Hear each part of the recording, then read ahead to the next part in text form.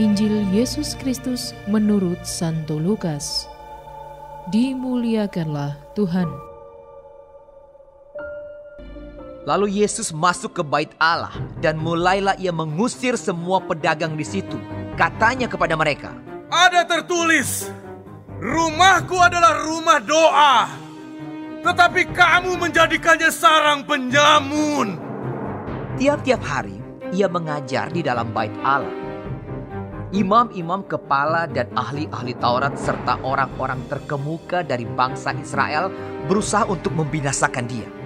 Tetapi mereka tidak tahu bagaimana harus melakukannya, sebab seluruh rakyat terpikat kepadanya dan ingin mendengarkan dia.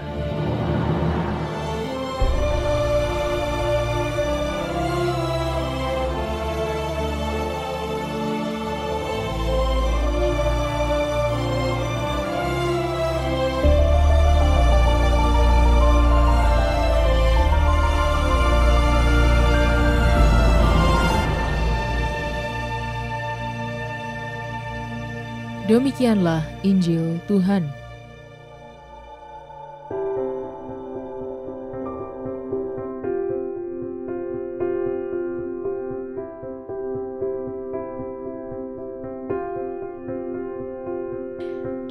Menyucikan hati. Renungan oleh Romo Charles Virginius Ocarm. Sahabat Cafe Rohani, apa jadinya hidup tanpa semangat pelayanan? Apa jadinya pelayanan tanpa ketulusan hati? Semuanya akan berakhir dengan kesedihan. Kita sedih karena hidup kita tidak lagi memberi arti bagi sesama.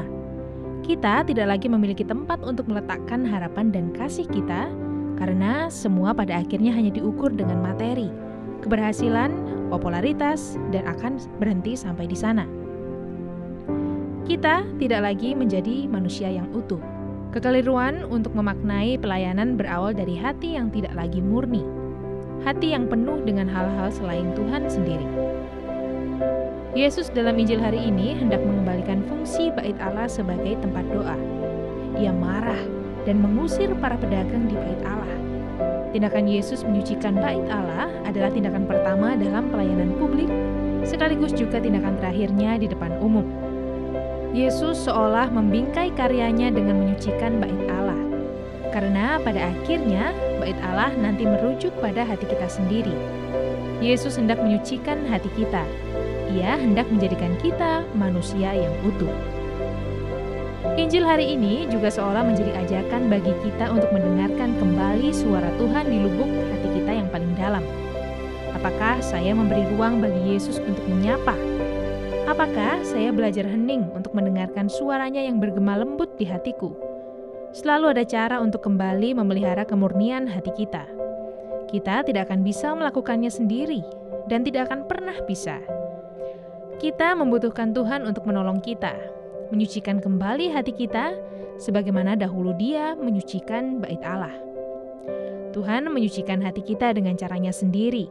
Hal terbaik yang bisa kita lakukan adalah mengizinkannya untuk berkarya dengan bebas. Kita mengizinkannya berkarya dengan bebas kalau kita belajar untuk menjadi serupa dengannya. Belajar mengampuni dan berbagi dengan sesama kita.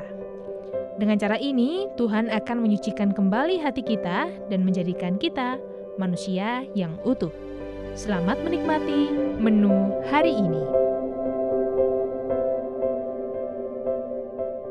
Renungan juga bisa Anda baca selengkapnya di Cafe Rohani edisi bulan ini.